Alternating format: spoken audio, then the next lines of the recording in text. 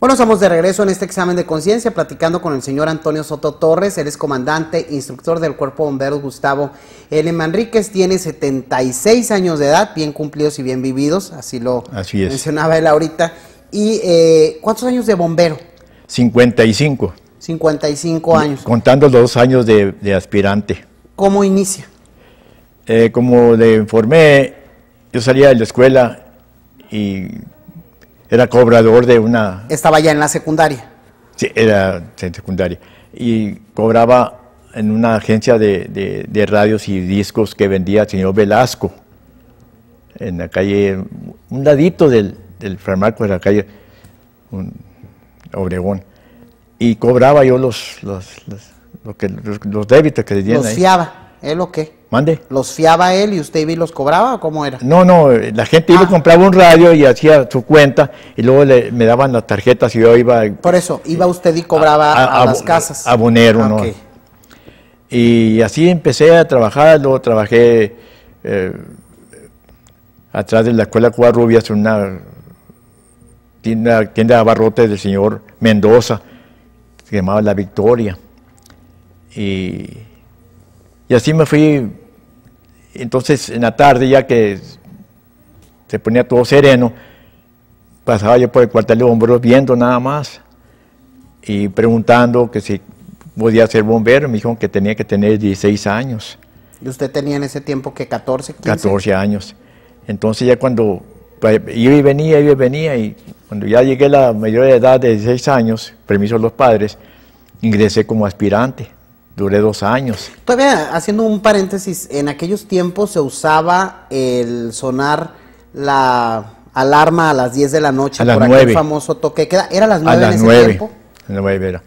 Y daba su patrullaje, la perica, le decíamos a un carro de policía que decíamos la perica. O sea, a las 9 sonaba la bombera y ya no tenía que andar ningún chamaco en la calle, en la calle. Y las personas mayores les preguntaban qué necesitaban o qué andaban haciendo, ¿no? Ajá. Por aquello, porque era el toque de queda, ¿no? Claro. Y entonces ingresé como aspirante de 16 años. Cuando cumplí 18 años, ya con la cartilla liberada, entonces me aceptaron de bombero, que fue en 1953. Fue cuando el ingeniero Solís, que entonces era del Departamento de Agua, se llamaba Junta de Mejoras Materiales, perteneciendo al federal, ¿no? Al gobierno federal. Él, por alguna razón, se dedicó a ayudar al cuerpo de bomberos, porque donde estaba antes era una caballeriza de la policía. La policía, ¿no? Cuando era la policía montada. No, ¿no?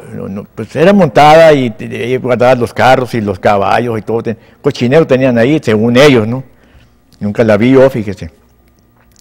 Entonces, el señor... ¿Era prestado ahí para los bomberos? O sea, ¿los bomberos estaban ahí, donde están ahorita? ¿Dónde está la estación central o no? Prestado. Pero el señor Antonio Martínez, del cual le pusimos el nombre a la estación número 5, él siendo comandante, primer comandante, habló con el señor presidente municipal, Anacleto Olmos.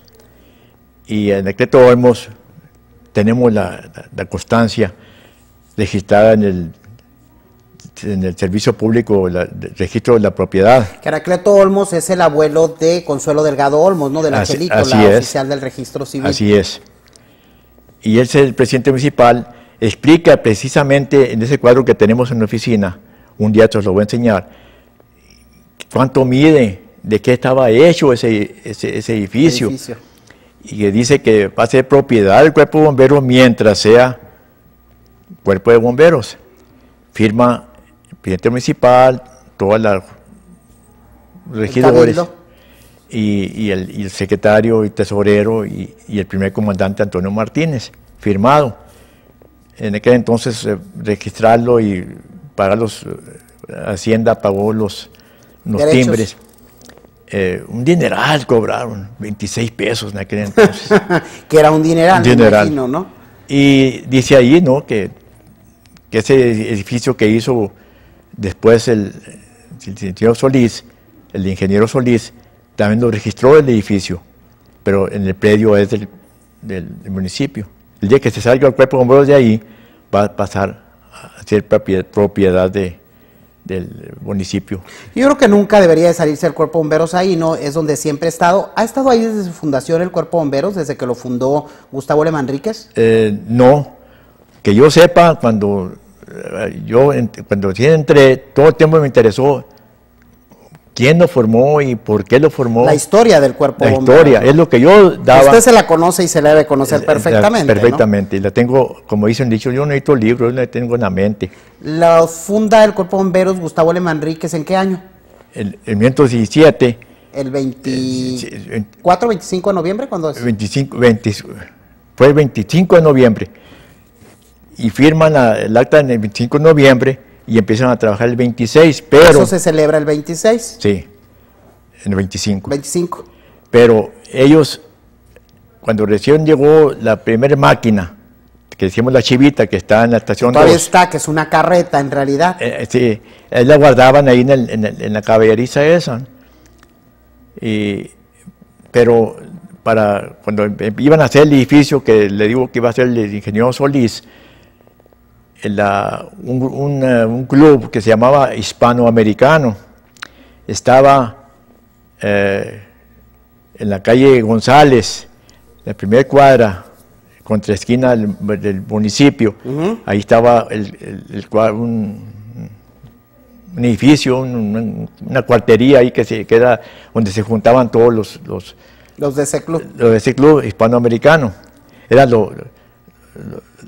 la crema innata de los trabajadores y de toda clase de gente muy unidos.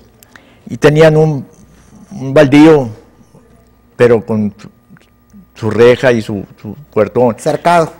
Y ahí le prestaron a ellos, a los bomberos, para que se guardaran la máquina que... Cuando empezaron. Mientras hacían el edificio. Cuando terminó el 53, fue el 28 de junio del 53, fue cuando en octubre me aceptan a mí como bombero. ¿Usted conoció a Gustavo L. Manríquez? No, señor. ¿O no? Me hubiera gustado haberlo conocido, porque él murió de una pulmonía después de un incendio, y como no había protección corporal, como hoy, se mojó y de eso murió.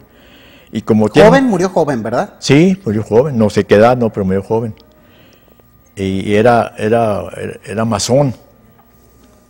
Los masones... Sí, de la masonería. Son los que dirigen el mundo ahorita. No vamos a entrar en detalle. El único que no es masón es el presidente Obama. Ya me metí. Pero las reliquias de él la tenemos nosotros en el cuartel. Así es, lo que es su nombramiento como masón, ¿no? Que no es nombramiento escrito, sino lo que ellos utilizan, ¿no? Sí, es una espada, un espadón, un mandil con su signo de masón, y ahí se dice reliquias, ¿no? ¿Nunca se los han querido, o nunca lo han querido obtener, el grupo de masones que hay aquí en Nogales? Eso sí, quién sabe, ¿no? Pero la familia no lo quiso.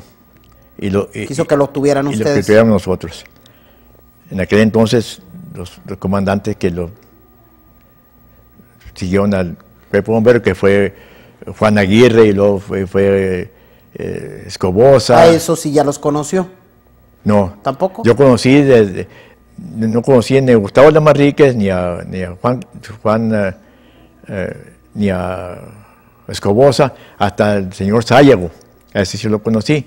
Y ya siguió Antonio Martínez, Miguel Noriega y hasta eso ahorita. Sí, ya son de su generación. Ya son de mi generación. Oiga, señor Antonio, ¿cómo eran los bomberos en aquel tiempo cuando usted ya lo aceptan? Primero 2 años de bombero voluntario. ¿Un bombero voluntario tiene las mismas obligaciones que un bombero cuando ya eres integrante ya del cuerpo de bomberos o no? No entendí, ¿qué hacen? No entendí la pregunta, pero... ¿Cuál es la diferencia entre un bombero voluntario y ya un bombero profesional? Así es.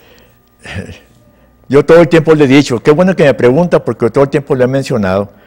Un bombero voluntario trabaja, la palabra lo dice, por voluntad.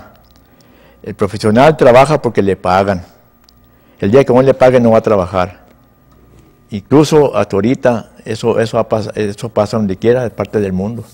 Oiga, pero hay otra situación, yo creo que a lo mejor planteame la pregunta. Usted entra primero 2 años, perdón, como aspirante. ¿Cuál es la diferencia de aspirante que no puedo subirme a las máquinas, no puedo llegar al lugar del incendio.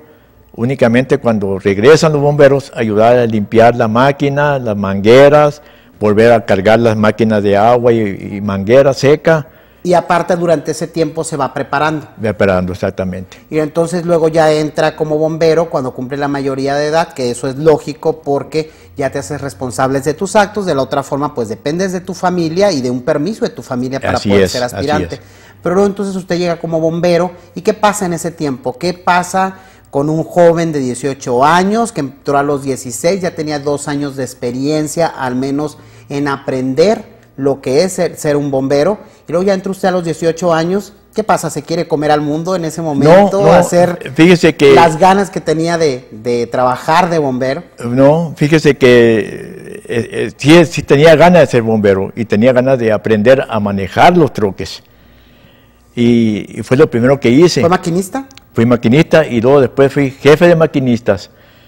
Y como no soy mecánico, yo agarré un mecánico bombero que fuera mi asistente, y él el que arreglaba las máquinas, que entonces eran 2, 3 máquinas nada más, ahora hay 25, 26 máquinas. ¿Cómo ha crecido el cuerpo de bomberos, verdad, señor Antonio?